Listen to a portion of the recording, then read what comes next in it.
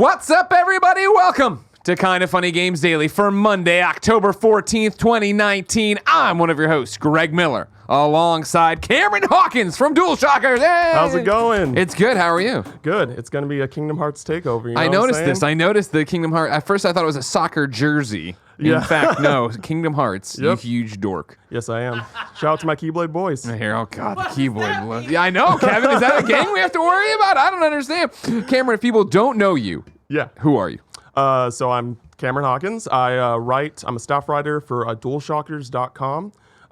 And I participated in the PAX tournament, and You won it. See, I won. You are the second ever Paris Yep. Schneider interwebsite champion. Yep. Played 2 games that I played Overcooked, but I never even heard of the Chicken Horse game. I was like, Oh, Ultimate Chicken Horse? the Yeah, Ultimate Chicken yeah, Horse. I was like, yeah. I don't know what this is. You did it though. You brought home the gold/silver, whatever color the cup is. Yeah, it's fun. This Amazon thing is, yeah. Yeah. So you write for DualShockers. Is that your full-time job?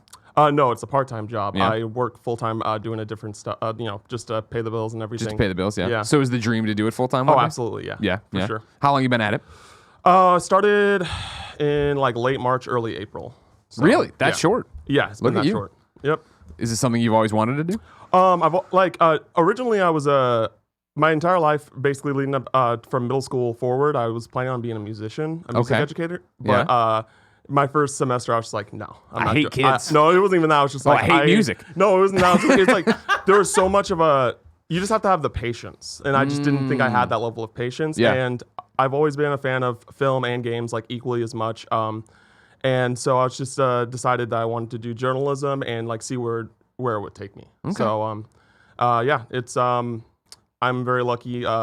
My editor-in-chief Luke Intaldi just like gave me gave me a shot. Yeah. He was just like I was just like pitching to different places, and then he called me and was just like, do you want to work? Like, do you want to write for us? I'm like, yeah. So it's I'm very thankful. What drew you to it?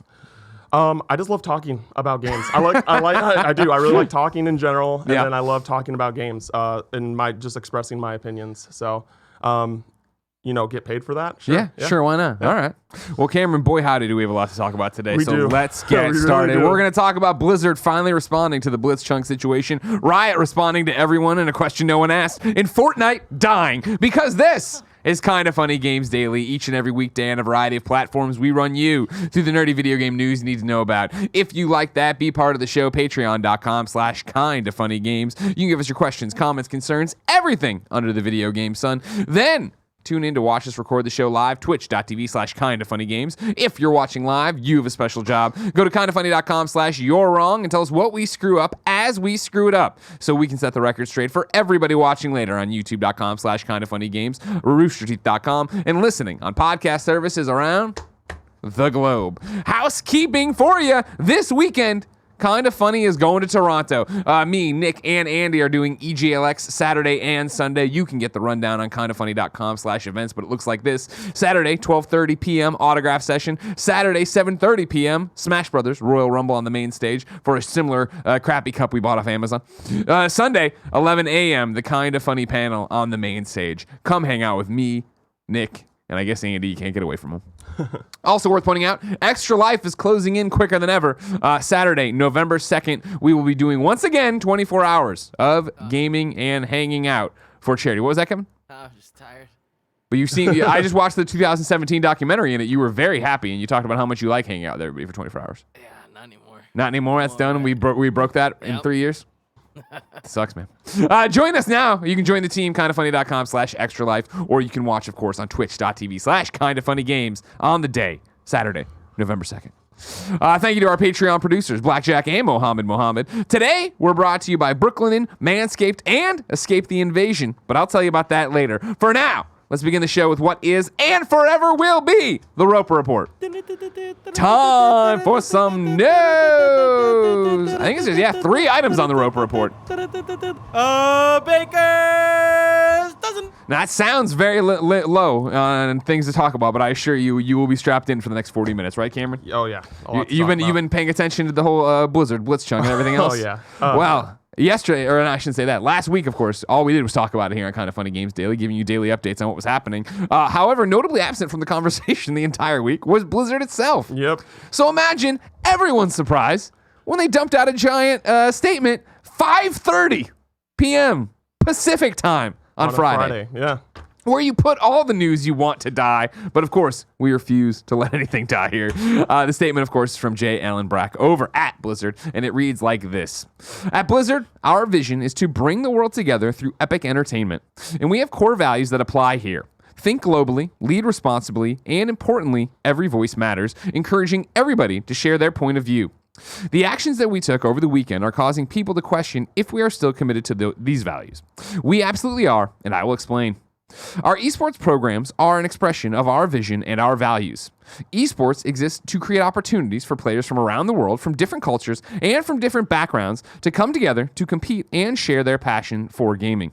It is extremely important to us to protect these channels and the purpose they serve, to bring the world together through epic entertainment, celebrate our players, and build diverse and inclusive communities.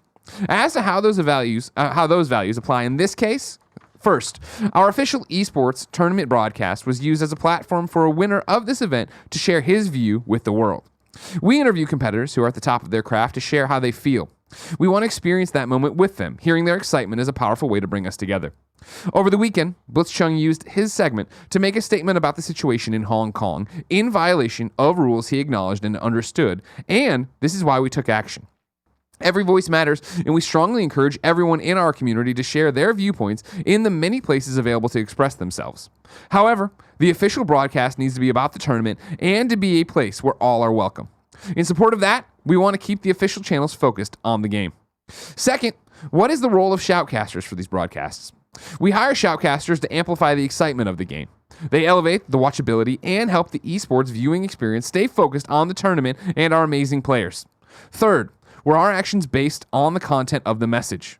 Part of thinking globally, leading responsibly, and every voice matters is recognizing that we have players and fans in almost every country in the world. Our goal is to help players connect in areas of commonality, like their passion for our games, and create a sense of shared community. The specific views expressed by Blitzchung were not a factor in the decision we made. I want to be clear, our relationships in China had no influence on our decision. We have these rules to keep the focus on the game and on the tournament to the benefit of the global audience, and that was the only consideration in the actions we took. If this had been the opposing viewpoint delivered in the same divisive and deliberate way, we would have felt and acted the same. Okay, what could Blizzard have done better, and where do we go from here? Over the past few days, many players, casters, esports fans, and employees have expressed concern about how we determine the penalties. We've had a chance to pause, to listen to our community, and to reflect on what we could have done better. In hindsight, our process wasn't adequate, and we reacted too quickly. We want to ensure that we maintain a safe and inclusive environment for all our players, and that our rules and processes are clear. All of this is in service of another important Blizzard value: play nice, play fair. In the tournament itself, Blitzchung played fair. We now believe he should receive his prizing. We understand for some that this is not about the prize, and perhaps for others it is disrespectful to even discuss it. That is not our intention. But playing fair also includes appropriate pre- and post-match conduct, especially when a player accepts recognition for winning in a broadcast. When we think about the suspension, 6 months for Blitzchung is more appropriate, after what time he can compete in the Hearthstone Pro Circuit again if he so chooses. There is a consequence for taking the conversation away from the purpose of the event and disrupting or derailing the broadcast. With regards to the casters, remember their purpose is to keep the event focused on the tournament. That didn't happen here, and we are setting their suspension to 6 months as well. Moving forward, we will continue to apply tournament rules to ensure our official broadcasts remain focused on the game and are not a platform for divisive social or political views. One of our goals at Blizzard is to make sure that every player everywhere in the world, regardless of political views, religious beliefs, race, gender, or any other consideration, always feels safe and welcome, both competing in and playing our games. At Blizzard, we are always listening and finding ways to improve. It is part of our culture. Thank you for your patience with us as we continue to learn. Cameron, I just talked a long time. Yeah. What was your initial reaction as this all happened? So when I read this originally on Friday, I actually just laughed. I laughed because I think that it was just so silly to me in the response in certain aspects that first and foremost that Blizzard is an American company, and if you're an American company, I think that your values should implement American values, Ideals. Yeah. American ideals like free speech, things like that. And it makes me think like, what if this was a boycott or something that happened at an event that wasn't in China? You know what I mean? Yeah. So because like when they said that was not, our relationship with China has no influence, like, we can't prove that to be true or false, but like, who's gonna actually believe that? You know what I mean? Like, there's such a big market there that it's just really hard to believe something in that regard, and that if it was the opposite way around, where it was like a pro-government boycott, that they would still have taken action, or like it's not a direct comparison, but like the lead actress for the Mulan remake, she supported the government in this whole situation. Like earlier this year, Disney didn't say anything. Like, and I feel like if that was the case, it would have been the same case with Blizzard. You know what I mean? Yeah. So it's and the main thing that really was confusing to me is the whole everything with the commentators still being right. Because what did you expect them to do in that situation? The commentators thing is still something I don't understand where the Blizzard suspension is coming from. Because as we talked about all last week, right? They kick it over to Blitzchung, they see what's happening, they put their heads down. Yeah. I've seen once in You're Wrong, an uncited You're Wrong, that said, before they kick it over to Blitzchung, they say, okay, say the 6 words or 4 words you're going to say. I've seen that reported nowhere else. I'm not saying it's not true, but if that's the case, then I guess it shows that they premeditatively understood what was about to happen. But I've seen that cited nowhere, mentioned in no articles. If somebody can cite it for me and give me an article about it, that would give more context and clarity to what exactly is going on. Yeah, that would definitely be interesting. But like even if they didn't know it was like exactly a protest, against the Chinese government, it was like, what did you expect them to do in that situation? Because like that doesn't happen, like so, and like I get that the professional commentators that were like hired by Blizzard or whatever it may be, but like if that was me, I probably would have had a similar reaction. And after that happens, they kind of speak to them to each other in a minute. I don't know what they say, but then they awkwardly like clap. They're like, okay, let's move on, I guess. So it was really weird to me that they're being punished for something that like they as of right now that we think that they didn't expect. So I don't know. That's really weird to me still. Yeah. Overall, and I'd like to think that on this show and on Kind of Funny content in general, right, that I try to be as middle of the road, even keel as I can be, right, as we take it in and weigh it and stuff. Like, having read this at 5:30 on Friday when it dropped, and then having a weekend to sit here and process it and read it once more on this thing, this statement is bullshit. Yeah. Blizzard should be fucking embarrassed with themselves. Like, I can't believe, again, this is what they're hanging their hat on. They had one entire week to come up with something, and this is what they come up with. Yeah. This contradictory statement that reads almost bipolar as you go through, or multiple personalities, or like, who are we talking? Like, they start here with it, you know what I mean? Like, our vision is to bring the world together through epic energy. We have core values that apply here. Think globally, lead responsibly, and importantly, every voice matters. Unless it's inconvenient. Encouraging everybody to share their point of view. Yeah. Okay, cool. And then at the end, we're penalizing him for sharing his point of view. Just because it's an inconvenience to them. And we're not a platform for divisive social or political views. And I think it might have been Jeff Grubb who I retweeted it, but somebody on Twitter put it out. Yeah, or no, it was from IGN. Crap, sorry. Maybe John Ryan, maybe somebody else. But it was an IGNer who was like, the divisive social or political view of freedom is good. Yeah. Like, what the fuck are you trying to say here? Like, and it's just if Gary was here, he'd be talking about how it's word salad. It's just talking for talking's sake. Like, I just want to know like the number of lawyers and like PR people that Blizzard have read through this and thought, yeah, this is good. Like, and it's what we've talked about all last week, as there's obviously, it's coming down from on high of what you need to do here. So it's definitely being, all right, cool. We have to say something. It's not going to be well received. How do we go through this? What do we do with it? Like, how do you make it work? In a sense, I would have been better with them just being like, hey, we hear your criticisms, things like that. We're sticking with what we said because that's just who we are. Like, in a sense, but like, this is just like, this is embarrassing. Like, I don't I don't know what we can.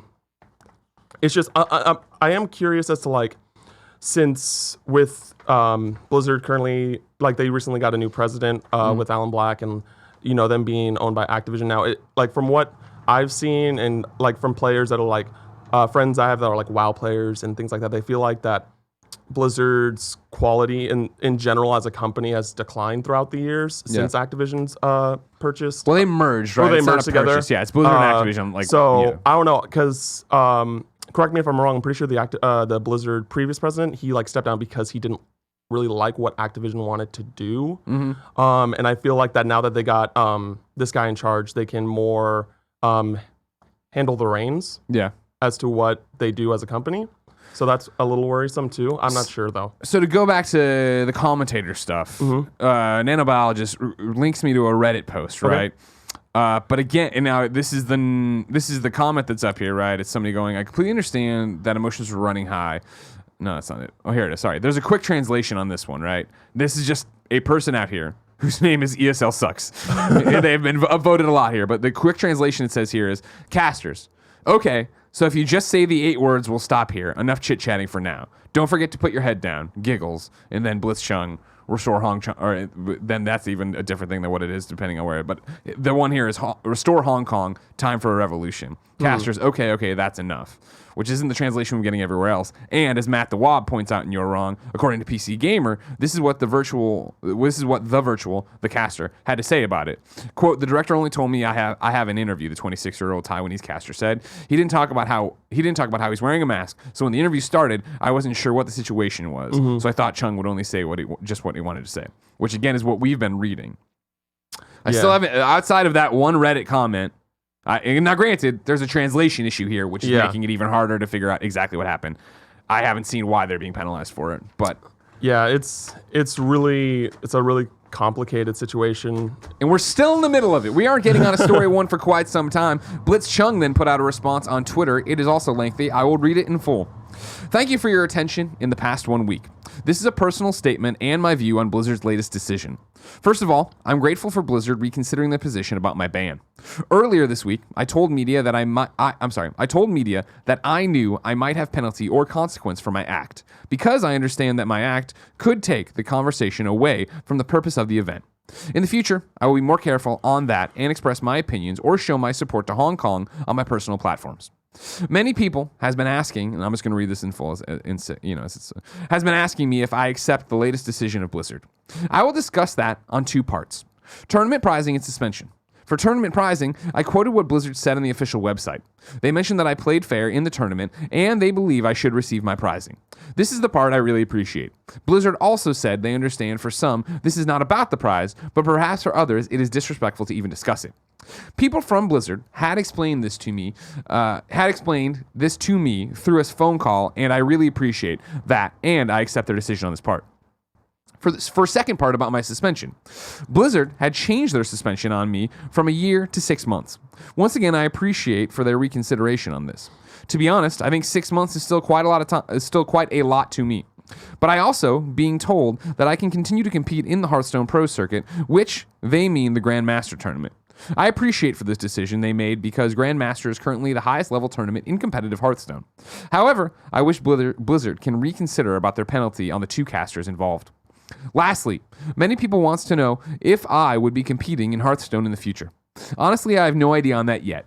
Since my next tournament is very likely to be the Grandmaster tournament of next season, it's probably at least a few months from now on. I will take this time to relax myself to decide if I am staying in competitive Hearthstone scene or not. Hearthstone changed the way I live. I really love this community. Blessing to all the players out there, and blessing to Blizzard. As usual, Blitzchung on this one, I feel, taking the high road on all this. Yeah, for sure. I appreciate, of course, understanding as he disagrees, but still paying it for, or not paying tribute to Blizzard of like, I understand, like, this is the biggest thing about it. Yeah, I mean, and like, there's not much that he can do outside of that as of right now. I feel like that there's not much more that's going to happen, unfortunately. But I mean, yeah, he's taking what he can get, and he's thinking about how he's going to move forward, and hopefully he continues to play because if he loves the game, he loves the game. So I have it both ways. Where I hope he walks. I hope he finds another game to be an esport. But I understand how tough that is. If you can find another game that's not Blizzard, then that. But then also I hope he comes back and cleans house next year and wins again. And wears a Hong Kong shirt. And it kind of sucks though. It's like that. It kind of feels like that he kind of has to play in the palm of their hands now. Still, like he says like, oh, I disagree, but also like don't exile me because of my beliefs and stuff like that. So he just showing his support on his personal platforms now. We have a You're Wrong from Imran Khan, the former informer and co-host of this show. It's clarifying some stuff you were talking about when you were talking about the previous guy. Okay. Mike Morhami, I'm sure I'm saying that wrong, was the previous Blizzard president and left because he retired. He hasn't indicated that he had problems with Activision. Oh, okay. Activision as a whole has no oversight over Blizzard. The corporate entity is Activision Blizzard, the immersion. And then J. Allen Brack has also been at Blizzard since 1999, so he isn't exactly new to the company. Yeah, okay. Cool. On top of all that, Riot put out a statement while we were live on Friday that was not about them. Friday, we talked about how there was a rumor that Riot people couldn't say Hong Kong on the air. They were like, that's not true. We did a bad job phrasing it. We're sorry. However, then John Needham, global head of League of Legends Esports, put out this statement. As we near this weekend's League of Legends World Championship group stage, I want to take a moment to speak clearly about how we approach sensitive topics on Riot's broadcasts. As a general rule, we want to keep our broadcast focused on the game, the sport, and the players. We serve fans from many different countries and cultures, and we believe this opportunity comes with a responsibility to keep personal views on sensitive issues, parentheses, political, religious, or otherwise, separate. These topics are often incredibly nuanced, require deep understanding and a willingness to listen, and cannot be fairly represented in the forum our broadcast provides.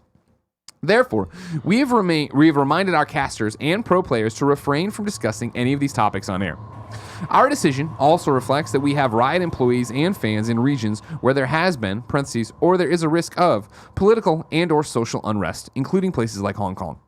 We believe we have a responsibility to do our best to ensure that statements or actions on our official platforms, intended or not, do not escalate potentially sensitive situations. We'll always strive to deliver a great competitive experience for players and fans. It may be idealistic, but we hope that League of Legends can be a positive force that brings people together, no matter where they are in the world, even if it's just one game at a time on Summoner's Rift. Johnny Lambo. What's your response to this one? So this kind of like makes me think of like the whole cross-play PS4 thing where it's like, but what about the kids and all that stuff? Yeah. Where it's just like they just don't want to have this, they don't want to potentially make this an issue on them and have them be put into Blizzard's position. So they're just deciding to just get it out of the way beforehand, which still looks bad on them. Yeah. But it stops, potential situation where someone tries to do something like what Blitzchung did on their platform. Yeah. Which, again, it's weird to me, it's silly to me, but, that's their decision. Alex Russ, Zero Syndicate, writes into patreon.com/kindoffunnygames, just like you can, and says, in more news on the controversy regarding the Blizzard bans, Riot came out in front of their event last weekend requesting players and casters to refrain from sensitive topics. I have mixed feelings about this, but at least Riot established upfront their expectations on their production. Blizzard always had the ruling to not say things that could harm people and how could prevent Blitzchung from taking the opportunity that he did. It's truly been the mishandling of the situation for Blizzard. Is this really ideal to control the tone and message of your production or event? Both Riot and Blizzard continue to say, focus on the game, nothing more. But what about the players outside of the game that could thus affect the game we see? Considering Riot is fully owned by Tencent, there could be a conflict of interest here is what he's trying to say. Meanwhile, Tencent has 40% ownership in Epic Games, and Tim Sweeney could still come out and not condemn statements like the ones Blitzchung has made. Excuse me. So, where do you fall on this? Again, it's messaging ahead of time, right? Mm-hmm. Yeah. Of sensitive topics and don't come out and say this stuff. It's such a fucking ball of wax. Yeah. It's such a tangle of wires on how to unpack any of this. Yeah, again, it's just like if the business decides to do that, that's their decision. And while I personally don't agree with it, it's something that again, just trying to get the potential problems that Blizzard just dealt with out of the way. So if it happens to them, they don't have to it won't be blown up. Yeah. Like Blizzard, because they're they kind of hypocrisize themselves. But it is interesting. If Tencent did own the majority of Epic Games, would it be the same stance as Riot? You know what I mean? So that's kind of where I'm at right now about it. Yeah. What are your thoughts? thoughts? The whole thing, well, I mean, I'm just disappointed. The whole thing is so disappointing. For this sure. is, I mean, I think since we started this conversation last week, right, on this thing, it's just been a kick in the teeth of where we're at and to see these companies couch out of this and do this and worry about this on such a level. And I get it.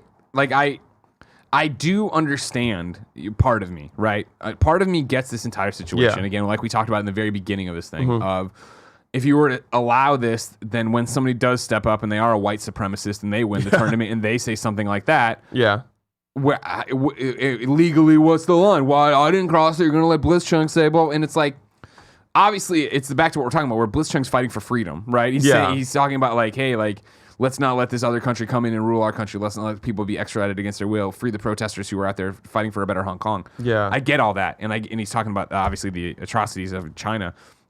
I get all that, but I feel like for Blizzard, they fucked this up beyond belief, beyond recognition, and there's no easy way out of it. There's no solution to this. It literally would have had to have been if they wouldn't have Streisand affected it, if they would have come out and been cool, hey, this technically violates the policy. We're going to dock you this much money. We're going to do this whole thing. Don't do that. That would have spread around at least internally enough of okay, cool, we understand that there's a thing here. Rather than blow it up to this stage where everybody is, where everybody's looking, where everybody wants to see it, where no matter what statement they put out on Friday, which of course they shouldn't have put out on Friday, they should have put out way earlier. They should have had an ongoing conversation with everybody. They should have had a fucking live stream town hall about this. To come out on Friday with this tone deaf statement, this we're gonna contradict ourselves in the statement. That's even worse. And then it gets back to what the fuck's gonna happen to BlizzCon in 2 weeks. When we get to BlizzCon, what the fuck is going to happen? I don't know. I think there's there's definitely gonna be protests there for sure. People are going to be up in riots about it outside of the venue. But I think that I just think that until they completely reverse this, then a lot of people are going to see Blizzard, this giant stain on Blizzard as a company until they decide hey, just because it's how often is this ever going to happen where someone's going to use that platform to bring up a political thing or a religious thing? It doesn't happen when's the last time that has happened?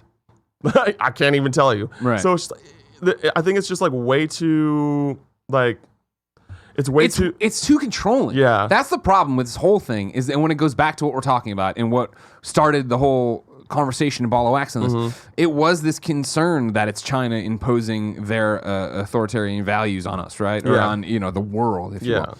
And so for it to be exactly what you're talking about of are we really that concerned about it? Do we think this whole thing again is only going to make more people say it? It brought it all to me. I've read so much about all this shit now, right? Where now it's fucking something I want to fight for and I want to do stuff for and I want to be a part of and I want to help. That wouldn't have happened 2 weeks ago because I wouldn't have understood what the fuck was going on. But it's had the exact opposite reaction here. So to your point, why not just back off this? Let alone the story we did on Friday about American University and these kids, right? Who did the exact same thing and got no punishment. Yep. To their point of they only care when China's watching.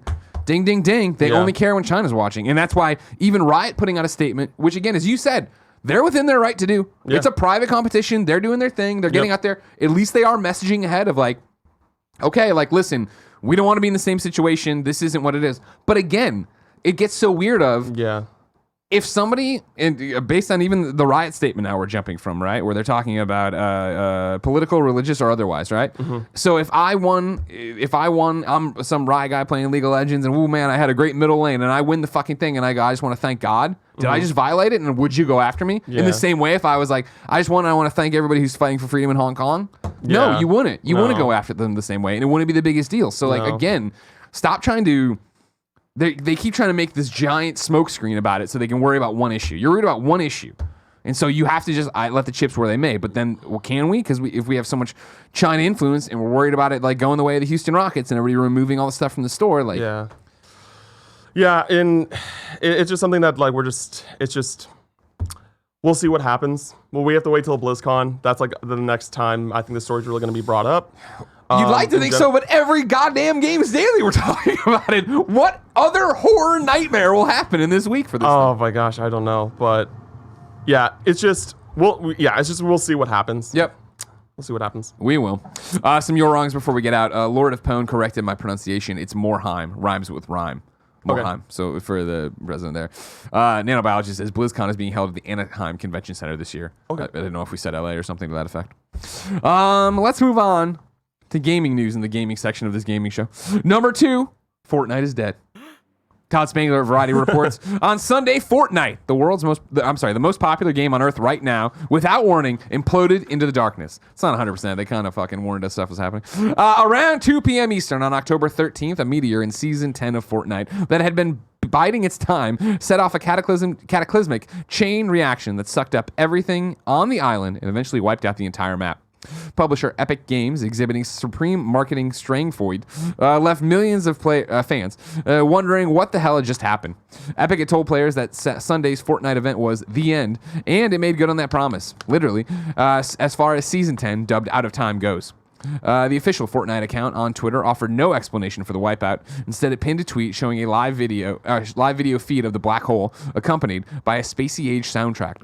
All of the account's previous posts on Twitter were deleted, and its icons turned black. Cameron, did you watch this?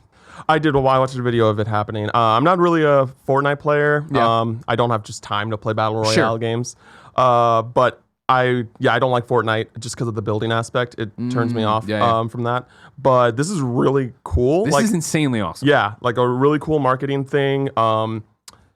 It's interesting to see what like. It's interesting. It's going to be interesting to see like what event's going to happen to bring up whatever the new map is potentially, or so because I know that Fortnite's kind of stand out by like instead of adding new maps, they make changes to the maps with the events to try and stand out from PUBG, Black Ops 4, Apex Legends. But this is really cool, even though like I literally have like no love for this game. It'll be interesting to see what happens. I'm looking forward to seeing what happens. Like, as someone who doesn't care about Fortnite, I want to know what happens next. Like that's exactly. I think they've done exactly what they're trying to do. There's so much to deconstruct here, right, as you go, because it is the idea of. I think a lot of people are in your camp. I don't play Fortnite. I don't care about Fortnite. I'm not paying attention, right? Then there's people like me that are lapsed fans that come back to it every so often. And there's obviously people who are playing it each and every day. I think, like. In general, the way they reinvent the map, the way they do events, the way they just do Batman tie-ins or whatever, it's so awesome to get you to turn it back on or pay attention or to get a headline, right? To be the world's biggest game, making so much goddamn money hand over fist, to turn it off, to like they haven't made any money on this game, right, since 2 p.m. yesterday Eastern time. Yeah, that's insane. It's still there, right? Like. That's ridiculous. And as Friday we talk, Chapter 2 is what's being teased. Kevin, I'm going to slack you right now from the chat here, or not the chat, I guess, from Your Wrong. Looks like Nano Biologist says there's a leaked trailer here. I'm going to send your way, BKD. Do it. I'm working on it. Hold on. We can watch that together.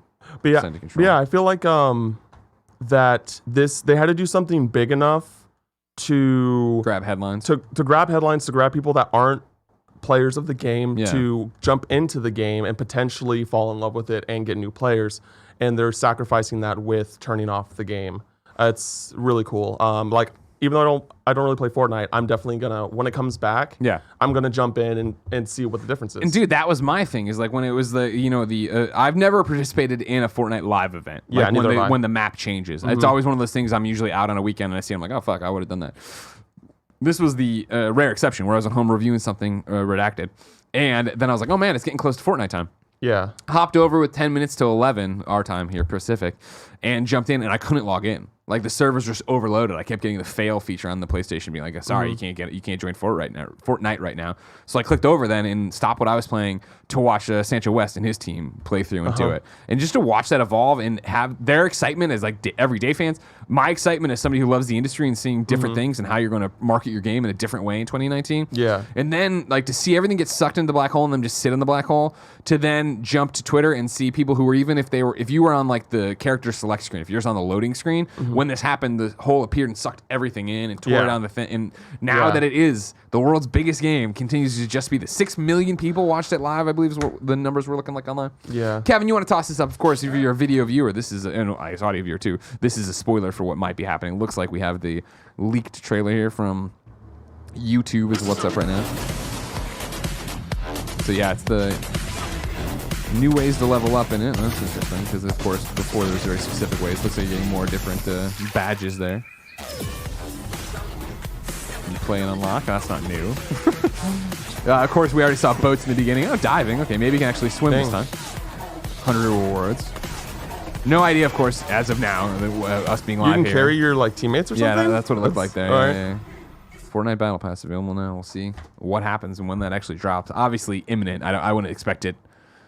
I would expect by Tuesday or on Tuesday, right? We'd be playing this problem. Yeah. Even though I guess I'm not sure as a just casual Fortnite fan when usually kindoffunny.com/you're wrong the new seasons start. Kevin, do you remember? Because you used to play them. Was it like Fridays or was it Thursdays or Tuesdays? No, Kevin's just shrugging. If somebody call a 11-year-old, they'll know. We'll be able to do that. However, there's more Fortnite news in all of this. IGN's Matt Purslow has the following. Fortnite players believe they've cracked the code posed by the mysterious numbers displayed by the black hole. The hole and the numbers are now the only elements available following the destruction of the game's island map. In the hours since Fortnite's map exploded at the end of Season 10, the sole remaining aspect of the game, a black hole, has been displaying a series of numbers. That series has now begun to repeat itself, and fans on Reddit have determined that the full sequence is 11, 146, 15, 62, / 87, 14, 106, 2, 150, / 69, 146, 15, 36, / 2, 176, 8, 160, 65. But what do those numbers mean? The fan community have cross-referenced those numbers with the message provided by in the visitors' audio logs, which players could discover in the final days of Season 10. By picking out words in the logs, for example, the 11th, the 146th, the 15th, and the 62nd word for the first section of the code, players have put together a new clue that makes, at the very least, narrative sense. Quote, "I was not alone. Others were outside the loop. This was not calculated. The nothing is now inevitable," is the resulting cross-referencing the code. Is the result of cross-reference code. This seems to be another message from the visitor, and while fun, offers next to no more context for the story itself. Nano Biologist says the Fortnite Battle Passes usually start on a Thursday. The Nano Biologist actually writes in with a question, too. Look at that. Oh, all hey, over Mick. the place. Ding, ding, ding, ding, ding. Nano says, "Hey, Greg and Mr. Champ. Yesterday, Fortnite blew up. My question, though, is this the greatest marketing tactic ever and one of the best ways to stand out from the rest of the Battle Royale / shooter genres? Fortnite map updates are usually news. Yeah, and now that they've completely deleted the map in an in-game event, whatever comes next will be around the news cycle for a good while. Plus, not many other games make players so involved with their game events. Instead of a cutscene, like with Final Fantasy XIV 1.0, players actually were still playing the map when it got destroyed. How can other Battle Royales stand out in this way too when they just add new maps?" I mean, I think it's already happened with Apex Legends. Like Apex Legends kind of came out of nowhere and it blew up, and there's still a lot of people that play that game because they added heroes and they add new heroes. So it's kind of like that mixture of like Overwatch and in a Battle Royale sense. And but like with just Fortnite, I think there's just more going for it as a product. Like it's more kid friendly. Yeah. It's more colorful. It's more attractable. And then having these events and things like that make people come back who are like, oh, I'm taking a break from Fortnite, and like, oh, there's an event, I'll come back, and like more reasons to keep playing the game because Apex Legends just got their like second map and it's only been out for 6 months now. It's been out for 6 months, so I think it's just like there's just a taste that everyone has. Like for me, like my go-to Battle Royale is PUBG because I like the tactical. You like the realism of it? Yeah, I like the realism of it. Yeah. I like how like it's super quiet and then you'll just hear the pop shots like in the distance. You're just like, and then Fortnite again, it's just way more approachable for a bigger audience. Yeah. And then Apex, I would say, is like more like skill based with involving the skills and things like that. to work as a team as well is really cool. So The problem with comparing Fortnite to anybody else in the Battle Royale genre is that you can't. The fact is the game is too big, it is too popular, it is too insane, the amount of success they found with it. So, no, PUBG couldn't do something like this. It wouldn't get as big. Like this is being reported on mainstream websites and news outlets, right? Yeah. It was a big thing of yesterday of people sharing videos of their kids crying, like in tears because Fortnite's down or not working or gone or it's the end, right? Kids can't process that it's just a marketing ploy.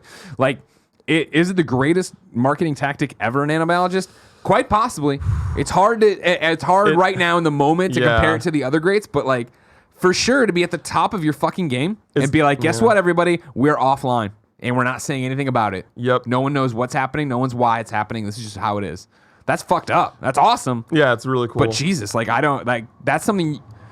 You have balls. They have like so many. They have the biggest balls over there to do this. Yeah. Because okay, cool. We're not gonna make millions of dollars probably for the next 48, 72 hours. Like who knows how long. But they know they're going to come back better than ever. And it's like exactly what you're saying. Where again, I'm a lapsed Fortnite player, right? I pop in. I'm for sure popping back in on day one. Yeah, same see what here. it is, and especially if it's got like a whole bunch of new ways to level up and carrying people and all these different tactics. That's fucking awesome. Yep. Yeah. In the chat, Captain Mark says, supposedly Fortnite will be issuing copyright strikes to anyone who shows that leak trailer. So everybody strap in. That'll be fun for Kinda Funny. We can have Cool Greg edit it out, right? I don't know, man. Is it worth it? I'll hit up Epic. I'll see what they say. You know what I mean? I don't know. Number 3, I have a couple of layoffs and restructurings for you. We'll start with Daybreak. This is Bryant Francis over at Gamasutra. A Daybreak representative has confirmed to Gamasutra that it has laid off multiple employees in a company realignment. The statement reads as follows. We are taking steps to improve our business and to support our long-term vision for the existing franchises and development of new games.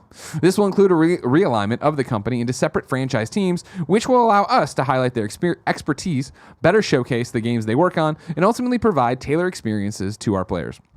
Unfortunately, some employees were impacted by this effort, and we're doing what we can to support them during this challenging time. Several employees of San Diego-based Daybreak tweeted this evening that they had been laid off from the studio. Now former employee Alex Hoffman and former H1Z1 technical director Josh Kurgenhauser posted tweets this afternoon that appeared to indicate multiple employees were let go from the company. Former H1Z1 developer Adam Clegg also appeared to confirm the layoffs. Posters on Reddit appeared to indicate the layoffs hit PlanetSide 2 and PlanetSide Arena teams in particular. Daybreak has been plagued by numerous layoffs and financial woes in the last year, having previously laid off 70 employees in December 2018 and another batch of employees in August 2018. So again, obviously, thoughts out to all the people who are affected by this. Yeah, that's horrible. That sucks. Yep. 70 employees last year, and then even we don't even know how many we don't this know how time many, around. yeah. But man, that blows. I don't.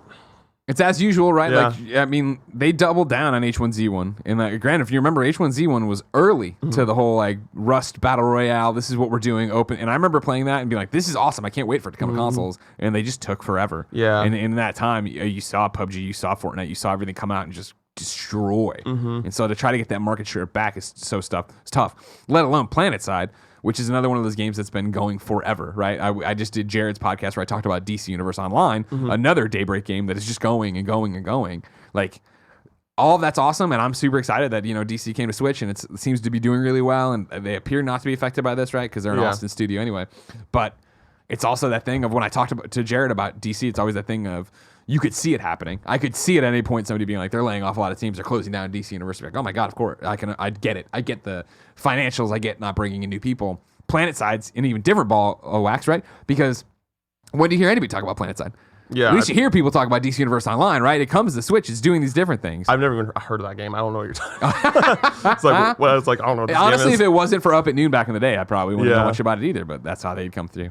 In similar news, Starbreeze, who again we've covered all sorts of their trouble, put out a statement talking about their profits and all these different things. But one of the interesting notes of it was this: as part of this reconstruction, assets and personnel attributable to the core business have been transferred to two new companies: New Starbreeze Publishing AB and New Starbreeze Studios AB. IP rights make up the majority of the assets and have been transferred to New Starbreeze Publishing AB.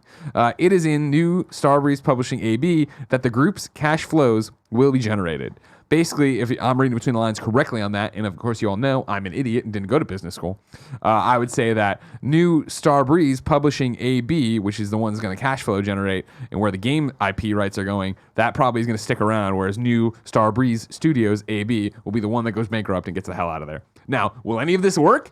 Who knows? Because they're saying they also had in this thing where they're projecting their profits over the next several years. Yeah. They're saying Payday 3 is estimated to take place in 2022 or 2023.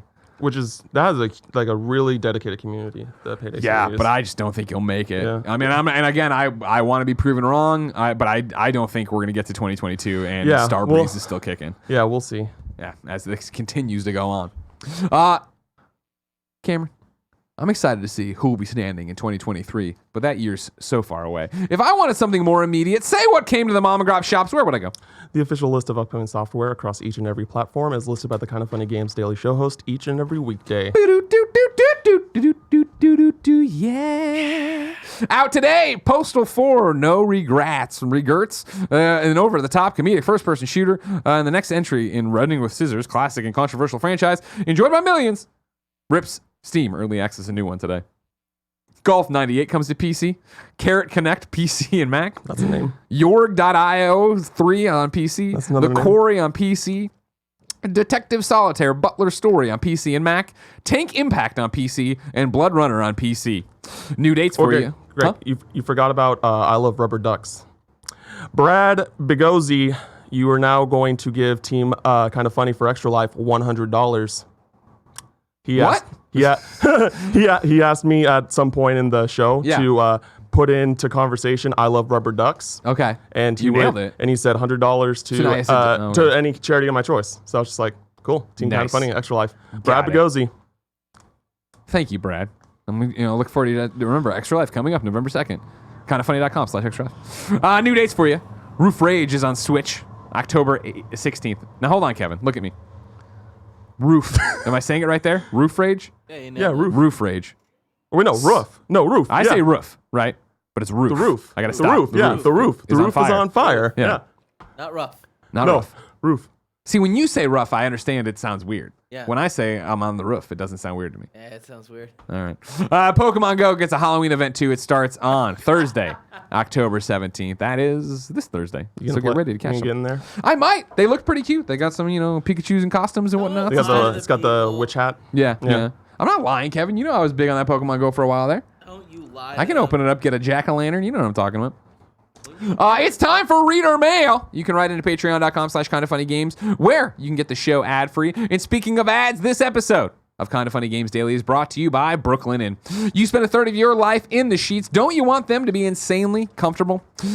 When you go to sleep, sleep well on hotel-quality sheets that don't cost an arm and a leg. BROOKLINEN sheets were named winner of the Best of Online Bedding category by Good Housekeeping. They have raving reviews from Business Insider, Apartment Therapy, and Men's Health. They have more than 35,000 five-star reviews, more than any other online bedding company, and 500,000 happy sleepers and counting. Right, Andy? Yeah, I use them. Do you use them? You like them? Okay. These are luxury sheets, towels, bedding, and more without the luxury markup. BROOKLINEN was the first direct-to-consumer bedding company, meaning they work directly with manufacturers and directly with consumers. No middlemen, just a great product and service. I of course, love mine. You've heard me talk about them repeatedly. The ones when I take a Porty photo, he's on it usually. I went there and I was able to mix and match, and it was simple to get, and I love them. Brooklinen.com is giving an exclusive offer to my listeners. Get 10% off and free shipping when you use the promo code GAMES at brooklinen.com. Brooklinen is so confident in their product that all their sheets, comforters, and towels come with a lifetime warranty. The only way to get 10% off and free shipping is to use promo code GAMES at brooklinen.com. That's BROOKLINEN.com. Promo code GAMES. Brooklinen. These are the best sheets ever. Next sponsor is MANSCAPED. Support for Kinda Funny Games Daily comes from MANSCAPED, who is #1 in men's below-the-belt grooming. MANSCAPED offers precision-engineered tools for your family jewels. Halloween is right around the corner, and you don't want to spook someone with your scary bush. You might be Chewbacca, Bigfoot, or a hairy bear, but it's what's under the costume that really matters. Now, a whole bunch of other people are hosting the show this week, so here's what I wrote, because I want to be the first person to say it, all right? Okay. Greg and Tim are using Manscaped, and they both looked at each other yesterday in the office and were like, looking good, man.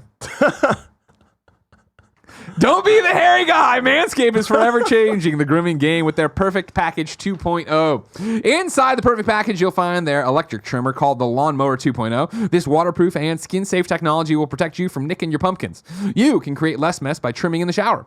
And of course, let's not forget about the Crop Preserver, an anti-chafing ball deodorant and moisturizer. You already put deodorant on your armpits. Why aren't you putting deodorant on the smelliest part of your body? For on-the-go freshness, you'll love the Crop Reviver Ball Toner Spray as well. It's time to get clean and mean with this Perfect Package 2.0. Get 20% off and free shipping with the code GAMES at manscaped.com. Stay sexy this Halloween. Your balls will thank you. Get 20% off and free shipping with the code GAMES at manscaped.com. That's 20% off with the free shipping at manscaped.com. Use code GAMES. And the final sponsor of the day is Escape the Invasion. Ever wonder what you'd do if you find yourself in the middle of a post-apocalyptic world that has been ravaged by a deadly virus infected by aliens? Looking for a unique date or game night that gets you off your devices and truly interacting with each other? Then you've got to check out this game, Escape the Invasion. It's all about immersive experiences, and they just announced the launch of their new post-apocalyptic themed subscription box. From the makers of Hunt a Killer, which Jen and I subscribe to, the popular true crime mystery subscription game comes Escape the Invasion, the sci-fi game where you are a survivor on a rapidly dying Earth after an alien invasion. You find refuge in a government bunker, but is it safer than the outside world? Can you trust your fellow survivors? You think you're safe now and you found refuge, but there is a council that creates and controls every aspect of life in the bunker. What will you choose, freedom or safety?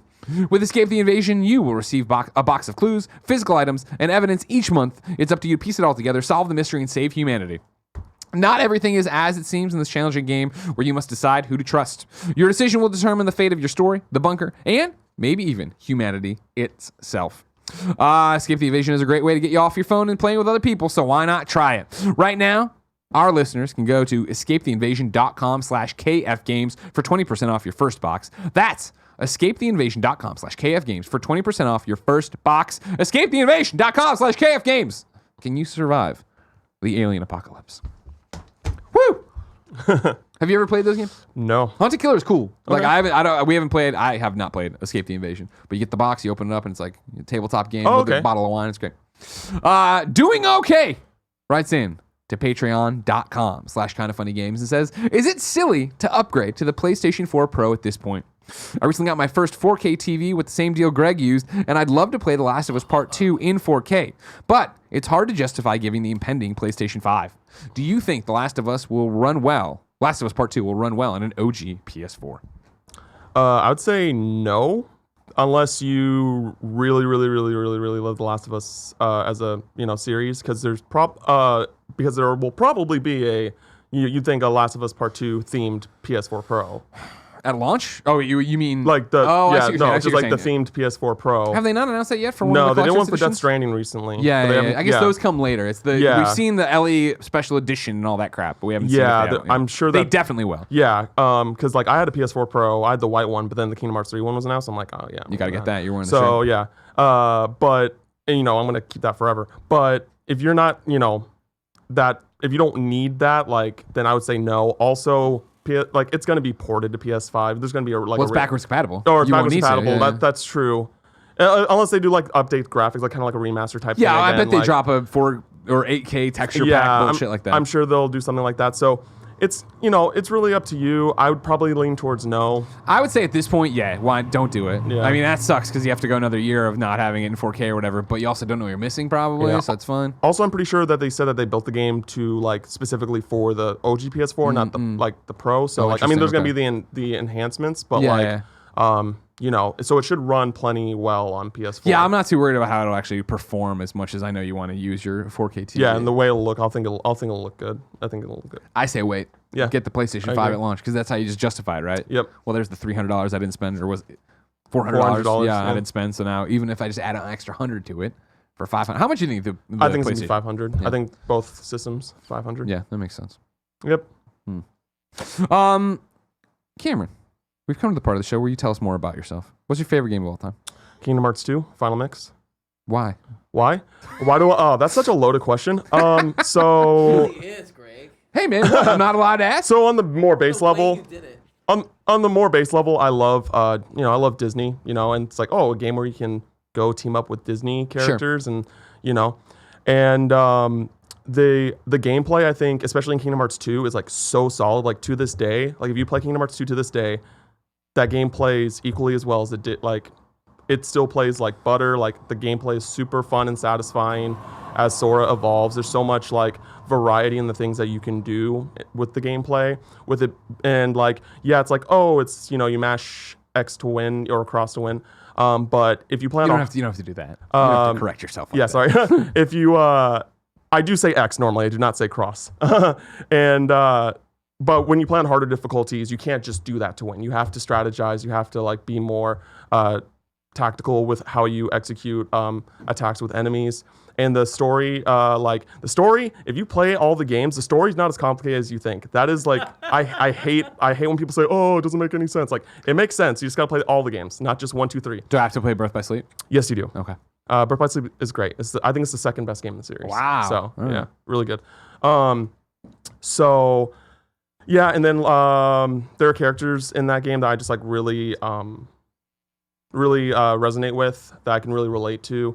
And just as someone who, because I was originally born, like me and my mom are from England. I was born in England, but we moved to we moved to the States like when I was a kid. So when I was very young. So I didn't have a lot of family to be around outside of my direct family. And this like game like taught me, your friends are your family, like, and to just be, don't be rude to, like, I don't like have any reason to dislike you unless you give me a reason to dislike you. It's like, it's really hard for me to like strongly dislike a person. And I think that Kingdom Hearts has helped me with that mentality. So I think it's a really special series, flaws and all. Kingdom Hearts 3 is not my game of the year this year. Wow. It's not. What is? The Walking Dead final season.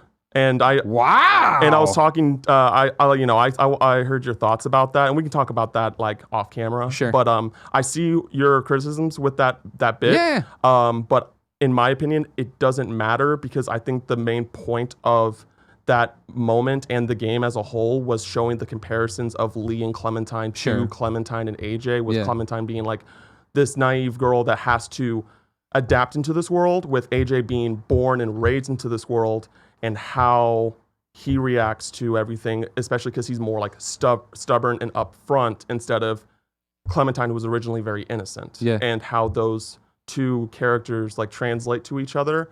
I thought the game was super powerful in that sense, and like the specific scenes just like super powerful. And I didn't think any episode was really like at all like a waste of time. Like I always felt like what you were doing was pushing the story forward. Sure.